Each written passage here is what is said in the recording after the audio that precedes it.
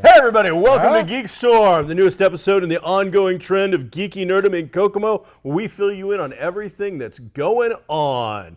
This week, I had the pleasure of going to Origins Game Fair in Columbus, Ohio. And we're going to get to that, as well as talk to you about more gaming stuff, some upcoming Kickstarter gaming stuff, and other things. Flash the credits! Credits, insert. Oh wait, we don't really insert that kind of stuff. I can do that, though. So, my name is Sean Hilton. I am the owner of Comics Cube, the founder of the Kokomo Con, and one really big geek. And I'm not talking just like weight-wise, even though that is actually true as well. Today, I am joined by Mike Dukes, producer, director, and sometimes commentator on all things geeky. He is our role-playing game expert, and we are bringing him in for this special episode of GeekStorm in which we will cover all things geekery. Today's episode of GeekStorm is filmed live on location at Kokomo Toys and Collectibles, located in the heart of downtown Kokomo, the largest, most prestigious collectible toy store in the entire Midwest, located right here in your own backyard. People have traveled across the globe to reach this destination. And all you have to do is grab one of our trolleys and beat feet down to downtown. Mike is taking the week off, but Mike Harrison will be returning next week with an in-depth 30-minute profile of Jurassic World, the new rock disaster 70s flick updated with 80s and 90s action, an entire episode filled with nothing but Game of Thrones information and talk about the season finale, as well as a guest host, Lauren Gray. I think I'll go with Vata, her maiden name. Lauren Gray will be joining us as a Game of Thrones fan and an X-Files expert that will happily clue you in on many things related to that. This week, though, before we get to the gaming, we have had several deaths and tragedies. So let's kick off a couple of minutes to pay homage and tribute to those wonderful actors and entertainers that have passed from the world. Mike, we're gonna, let's not fuss about. I'd say we throw out Sir Christopher Lee as probably the most influential guy. Yeah. James Bond villain, Star Wars villain, Lord of the Rings villain, Dracula, spy in the real world. The real world, yeah. Possible ties to the SAS, which he has never officially commented on, and, not joking, Sir Christopher Lee, Nazi hunter.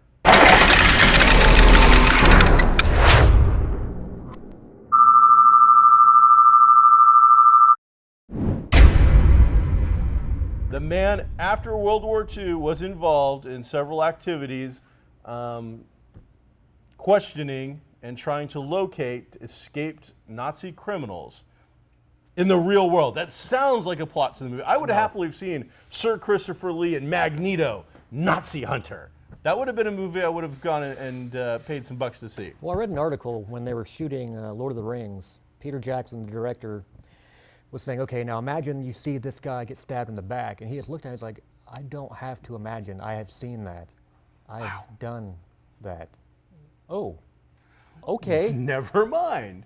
On top of that, I've also seen many reports where he was in direct communication with Tolkien for many years trying to get something done. I mean, 60s, 70s, that era, trying to... He was originally supposed to play Gandalf. They didn't get the movie rolling in time, so he got a little old. So instead, he was Saruman, who we know eventually is the big bad, and his credits. I mean, his credits are just a mile long. We've touched on some of the biggies. Well, even like in his 80s, he started a heavy metal band.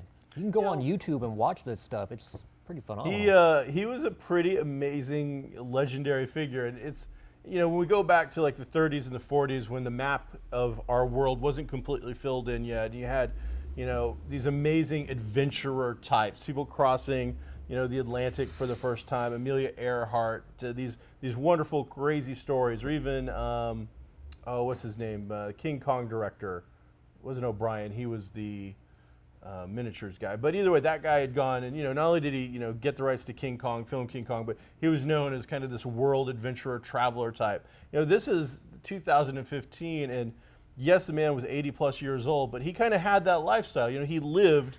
If there was a Dos Equis commercial about the most interesting man in the world for real, this guy really could have been one of those guys. Do not let him in. He is banned from the set. He's not going to be in. So. Don't they know we're closed? Closed, sir. Mike Harrison is trying to jump in. So, on top of that, Ron Moody, British actor, probably best well known as his role as Fagin in the Oliver Twist movie. Quite frankly, about the only role I actually know the man from. Yeah. But when you look up his IMDb, it's just a mile long. It doesn't end. A bit actor and a little bit of everything. He's that perfect British actor to go in a ton of stuff. He was a mainstay in your 80s television, Murder, She Wrote kind of stuff, a lot of stuff. And probably for me, the most, besides Oliver Twist going up and asking for more, that scene with Fagin teaching him the ins and outs of stealing with kind of a musical sequence and almost a dance move and all that stuff. It's I think, it's kind of classic cinema. Yeah. And that leads us into one of the more modern day passings, and it weighs heavy on my heart. Mr. Runnels, Dusty Rhodes, the American Dream, has departed to be heaven's dream. He really wasn't that old either. He was 69, but you got to imagine wrestlers, their expiration dates, man, they come up quick. Yeah. He 69 is young in today's day and age, absolutely, but that man's mileage, it's not about the years, it's about the mileage. And he put on more mileage on a human body than most people could ever comprehend. He was on the road 7 days a week, in and out of little tiny places, putting on shows for $15, fighting for an hour at a time. It's legendary. If you see pictures of the man, his entire forehead is just scabbed and scarred over with the many times that he was cut while performing. Definitely looked a little worse for wear. Oh, yeah. And one of the things I loved about Dusty Rhodes' American Dream is this guy was not your classic wrestler. He is not that rock, chiseled Greek god kind of thing. This was a very normal, and quite frankly, as he got older, he got bigger. This guy was wide, but you know what? His personality, he needed that much body to hold in that much charisma. He's the guy that showed me it didn't matter what you looked like.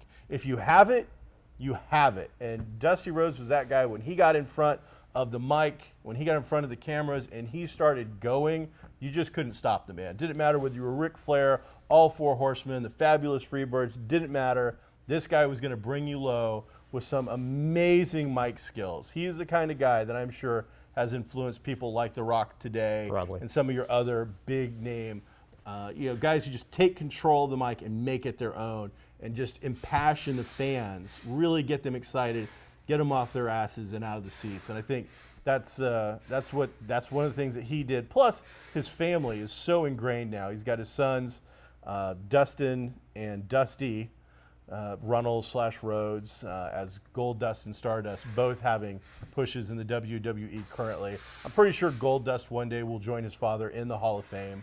It'd be very surprising to me if he did it.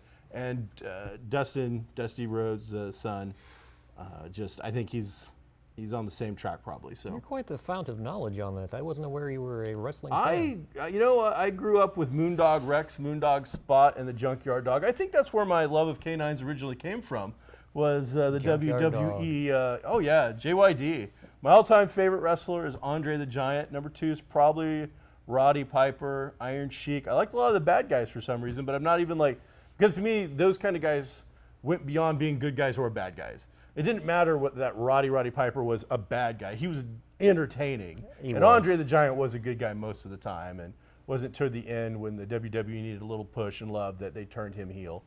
But one of the classic faces of it has passed away, so ring the bell, is it 10 times? And give him the proper send-off that he deserves. All right, that was a long time, but a lot of classic, wonderful people have passed away. So, on to gaming. Yes. As I said, I just returned from Origins. I had a mini buffet, a plethora of stuff. There's people walking around us now. Okay, I'm here. We can start the show now.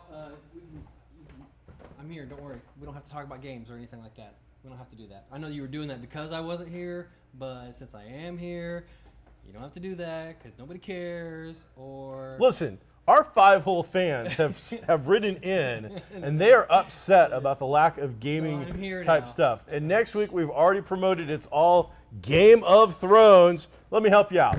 Everybody died. If you were a kid, you died. somebody If said you're an it's- animal, you guy died. lives. They're all going to die. It's going to be horrible and depressing. Find your games. They're all dead. Do your games. They're dead. Winter came, summer came, fall's coming, Christmas will almost be here. They're all dead. All right, so Pretty much. one of the things we want to cover this week is horror or There's a action lot of good stuff horror, coming out. mystery, suspense stuff coming out. And so kick off with some big news in the role-playing game market, a game that I know is beloved by both you and I. We could maybe have like a mini throwdown on who's the bigger fan at some point. But you stuck with it through the lean times, and I started a one-man jihad against the company when I thought they were going down a bad path. And we're talking about Call of Cthulhu from Chaosium. Yes. Chaosium has been making a game, role-playing game, where you take on the roles of characters, much like a Dungeons and Dragons type game. But in this, it's mysteries, it's suspense. Mike Harrison has played several Call of Cthulhu sessions, which I've run from him, and even he has enjoyed on occasion the stylings of the Call of Cthulhu. Now, Chaosium's been producing this kind of material since I want to say the early 80s. Yeah, it was created by Sandy Peterson. the first It is horror in the role-playing Hall of Fame for role-playing games, inducted several years ago, and it is probably the quintessential role-playing game in the horror genre. It is what all the others after it have based themselves on or been compared to. Yep. And there's a big news piece that just happened. Mike, What? share the news.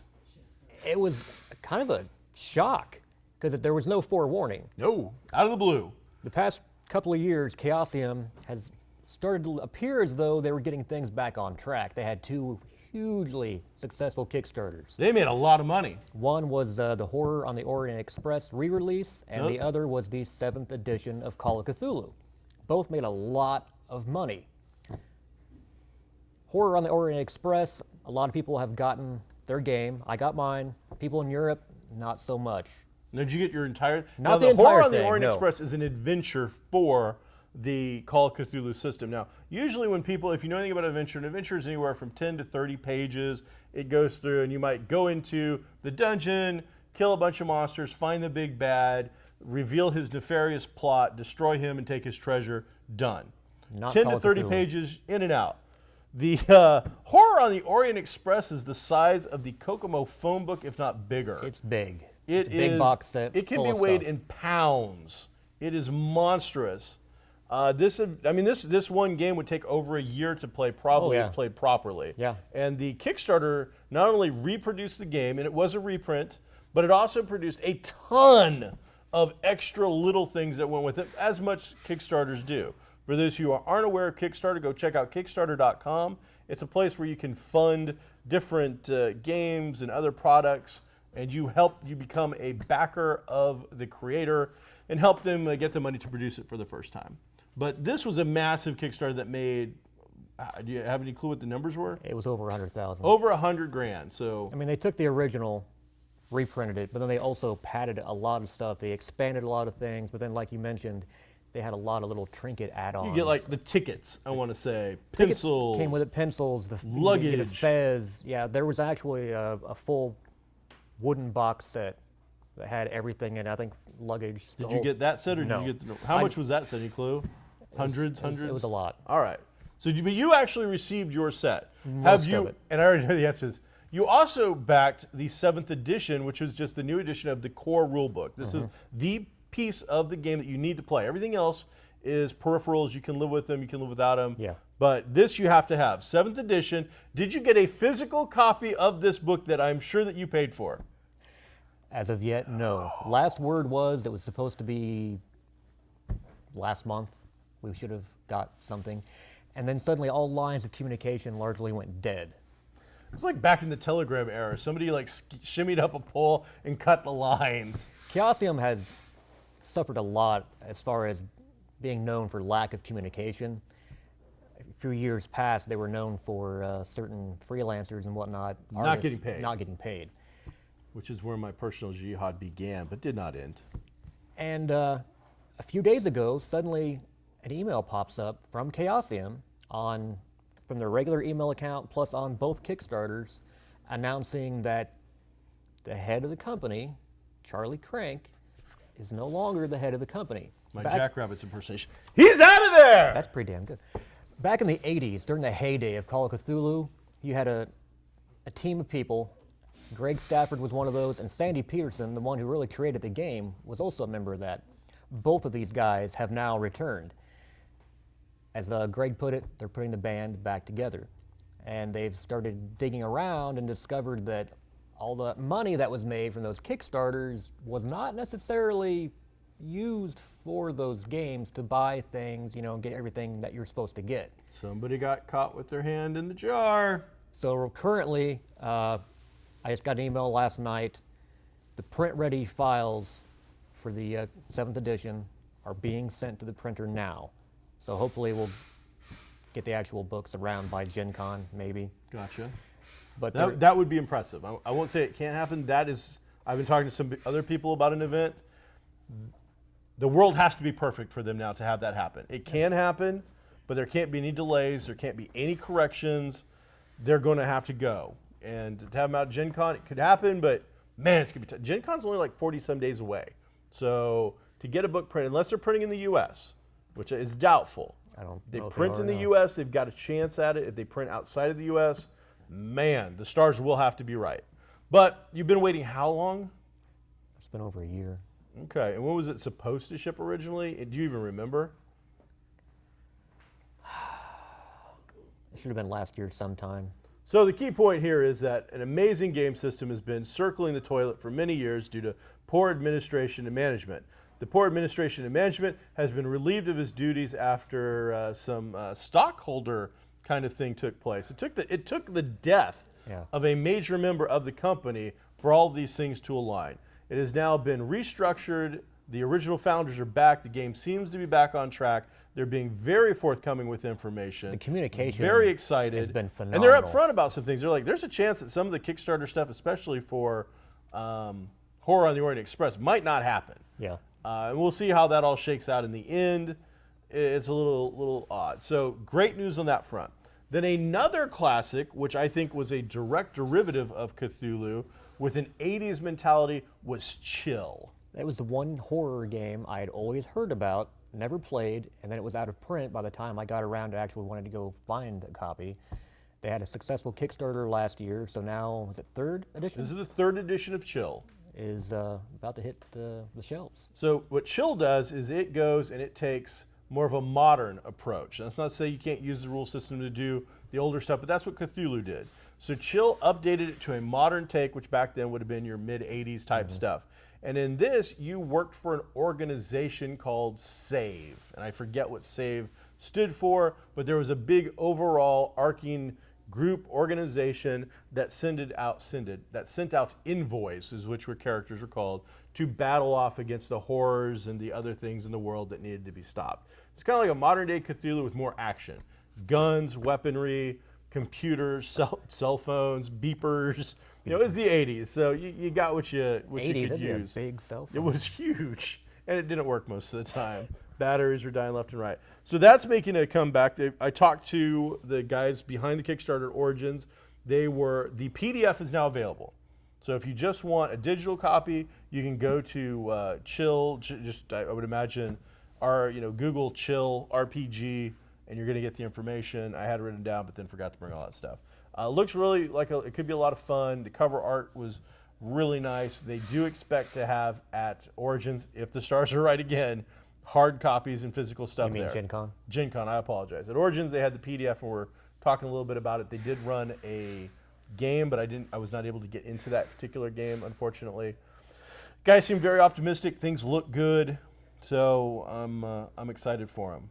It's a good deal. Should be a lot of fun. It's some nostalgia. I actually own the game, but I never played it. It was one of those games, RPG guys like us, we collect stuff and it sits on the shelf until we get around to it. Yep. And that one I just never seemed to get around to. For me, some of that was about the organization. You were forced to work for an organization, and I kind of like being an individual. Well, have you ever played Conspiracy X? I've not. I think it's another one I own. It's another one of those. You're part of a group called Aegis, so you're set on missions and whatnot. Okay. Well, speaking of that, two of my buddies, good friends, are getting ready to start their Kickstarter for an action horror role-playing game that is similar in style to all the things that we mentioned. This one is called Quantum Black, and it is from Quantum Black Games. It is the work of Scott Jones, professor at IUK here in Kokomo, and his buddy Ron Laws, I think it is. Sorry, Ron, if I got your name wrong. And a good friend of his from New York. They have been collaborating. I've been asked to consult and work on some of it myself. But this will be using the Ubiquity system, which powers the Hollow Earth Expedition, which the difference between all these other games is the Ubiquity system allows things to go a lot faster, a lot leaner, and a lot more cinematic. Call of Cthulhu, you're going to go insane.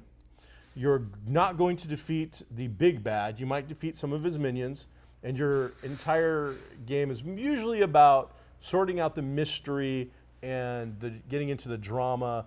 It's a very deep kind of. It's very realistic. You're Yes. playing real people, not John McClane shooting up people Exactly. in a skyscraper. You're the guy down the street who owns the bookstore who suddenly finds this book that's got some arcane things in it, and things unravel from there. Ubiquity, on the other hand, is very much your John McClane. John McClane cinematic movie. You're sitting there eating your popcorn, leaping off the building, tying a hose on your waist to swing through a window. It's all possible in Ubiquity. I like that. And I make no, full disclosure. I've worked with the company.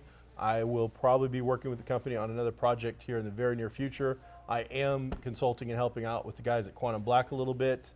And so this is a game that I really like. But their take is similar to the chill aspect in a way that you'll be working for an entity, but their entity isn't a government entity, it's a corporation. So this is taking a little bit of your Call of Cthulhu, maybe, and they don't mention Shadowrun at all, but that's when I think of Megacorps and things like that. That almost a Wolfram and Hart kind of feel from the old Angel. Buffy and Angel take. But again, this is more like Sony or somebody like that. Apple has finally got into the business. We're going to save the world, and we're going to put together teams of people, hand-picked, from different organizations, without them being affiliated by the government. So that's one of the things that Chill had, was you had backing from this big organization. Well, in this, you have backing from a big organization, but do they have your best interest really at heart? Do they really want you to solve the problem of the deep ones and what they're up to, or are they more interested in getting a hold of a deep one and their blood to figure out how to make a better aging youth cream? It's that sort of thing. So I think with this, we're going to see a high action count. We're going to see great equipment. We're going to see a Cthulhu-like element. It's going to be more in tune, I think, with your Buffy Supernatural mixed with a kind of this more structured corporate environment, and whether the people you're working for are actually beneficial to you in the end or not. Sure, they gave you some great equipment, but are you really just a test case and a guinea pig for them? So Just a pawn. check out quantumblackgames.com. They're going to have a Kickstarter going pretty soon. I would imagine that if it goes all well, we'll eventually either have them on the show. I imagine there'll be a signing at the comic store.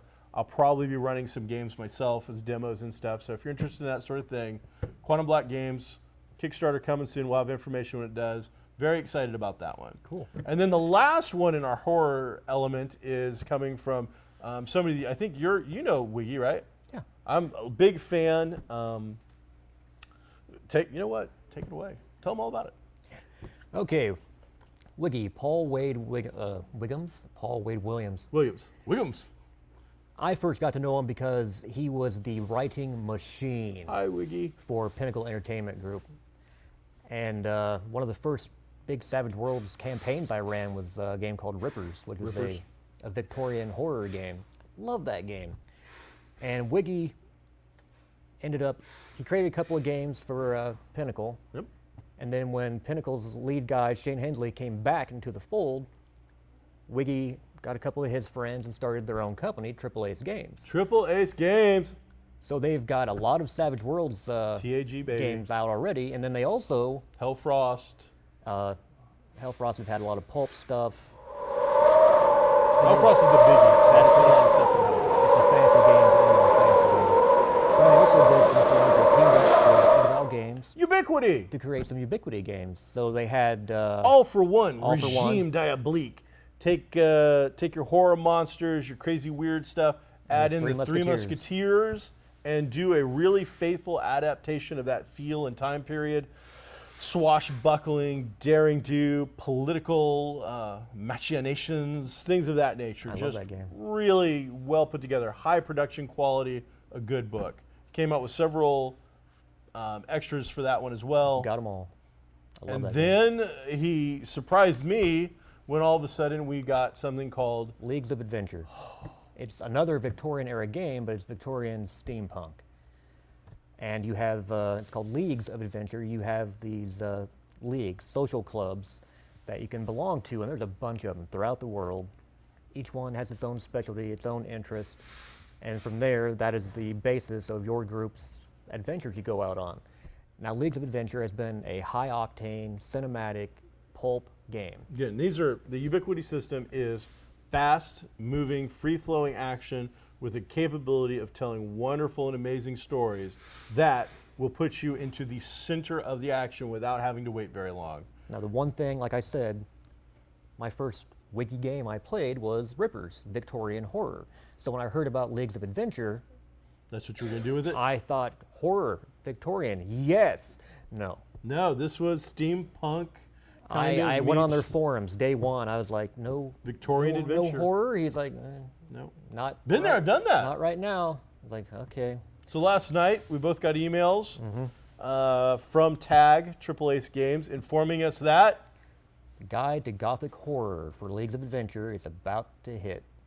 so for fans of your Universal monster movies, your period pieces of that name, Hammer films, speaking of Christopher Lee, this is the opportunity. Now, I just want to take a second, not only promote a little bit of Triple Ace Games, TAG, Wiggy, who is just a prolific writing machine. I've met him, so I know that he's a human being. That doesn't stop him from being part cyborg, because the amount of pages he is able to whip out is amazing. But I just want to reach out.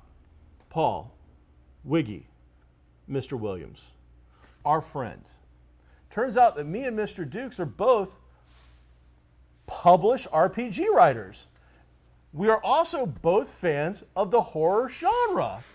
We can Big also horror. give you credits from, I'll have Jeff Combos and Sechin Tower of Exile Games call you up and just read you my resume if you need it. I'm just saying, just pick up the phone, give us a call. You got our emails, give us a call. We're We're here, we're ready. Video stuff. Just saying.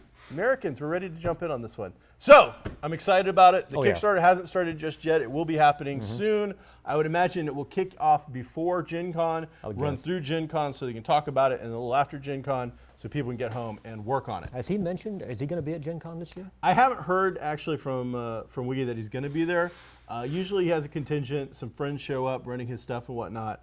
I would definitely like to be more involved with having his games run at the Den of Ubiquity, which is a Friday night Ubiquity thing that we put on now, where I want to start featuring more of the licensees and the outliers to come in and showcase their games. And his stuff, of course, is one of our, the bit one, aren't ours, I'm not that guy, one of the biggest licensees from Ubiquity, so we want to see that sort of stuff. I think All For Mr. Myers, One where are we at needs on more. time, buddy?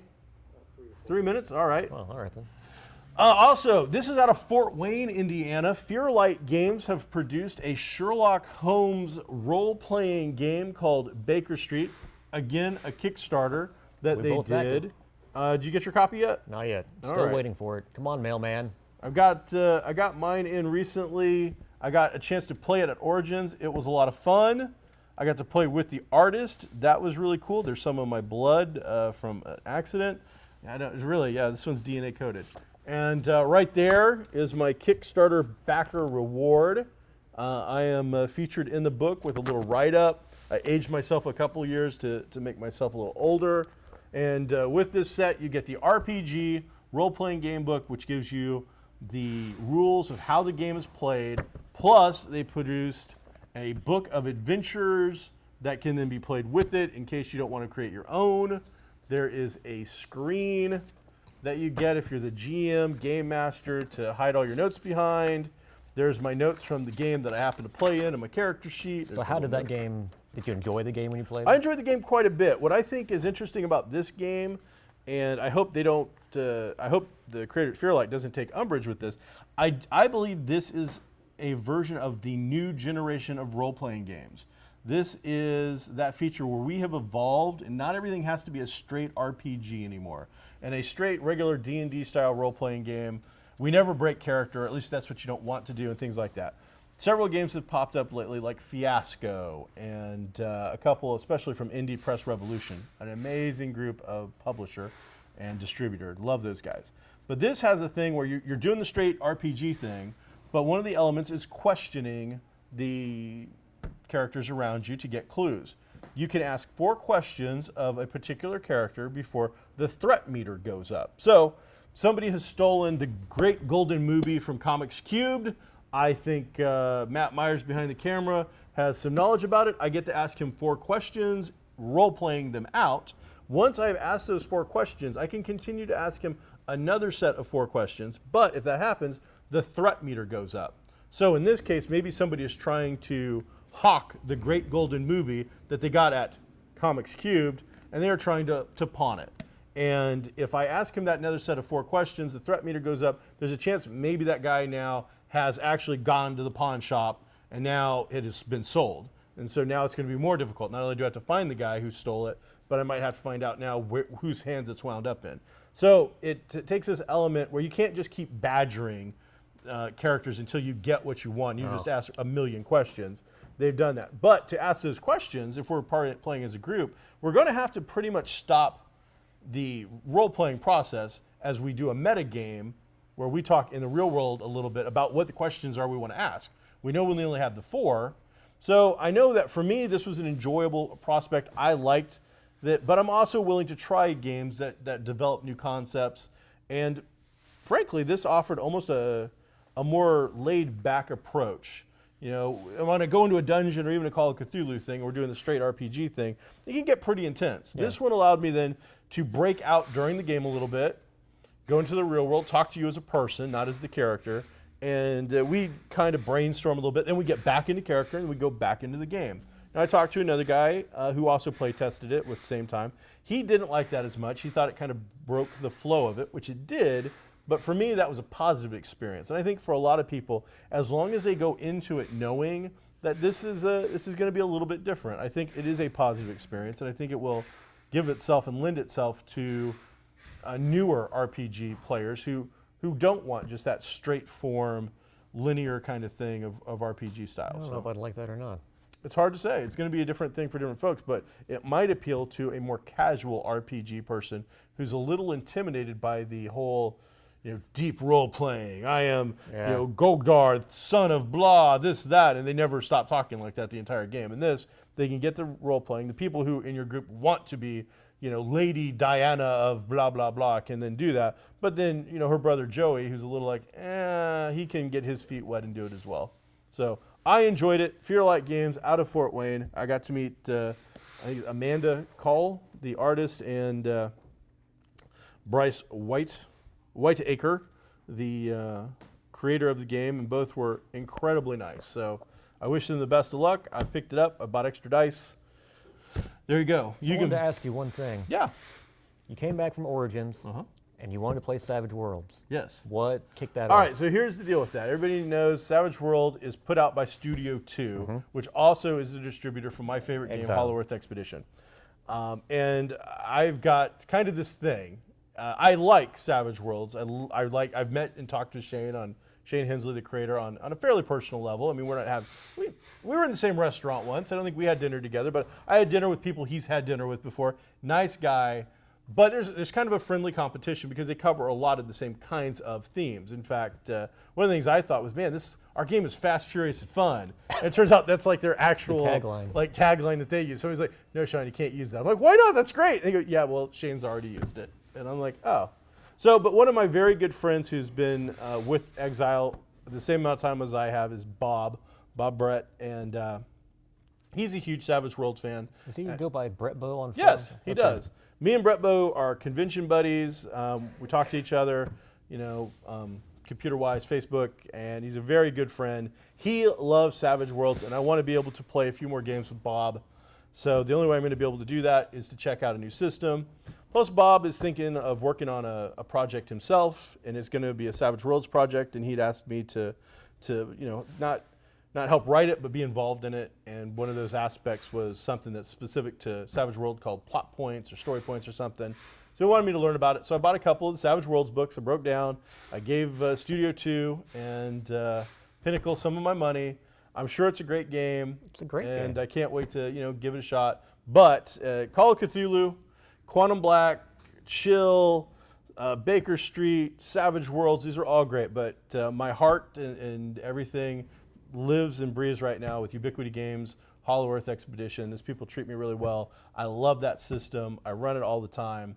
So we'll be going back to Gen Con. I've got to write 3 adventures for it.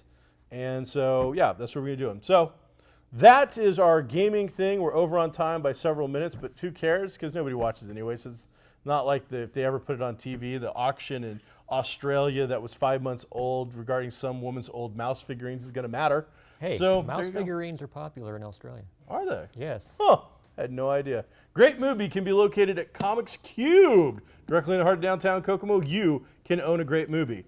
The Baker Street book is not out yet, but when it comes out, you'll be able to check it out. If you want this box here that I'm giving my wife for Christmas, it is available here at Kokomo Toys. I can't tell you what it is because somebody might see it and then tell her. But if you come in and you go, hey, I want to know what Sean's getting for his wife for Christmas, I promise not to tell her. They will tell you what was in the brown box and then try to sell it to you. What if your wife comes in and says she's not your wife, and then they tell her? You know what? If she wants to go to that much effort and actually watch an episode of this, then she'll know, and I'm happy for her. So next week, again, Michael Harrison, Lauren Vata Gray. I don't think she hyphenates, but that's her. That's how I know her. Will be here. They will be talking about Game of Thrones, the finale. They'll be talking about Jurassic Park World. They will also be Mike saw San Andreas. So San Andreas, Game of Thrones, X-Files, Jurassic World. Stuff. Expect it next week. I'll be on vacation. Goodbye.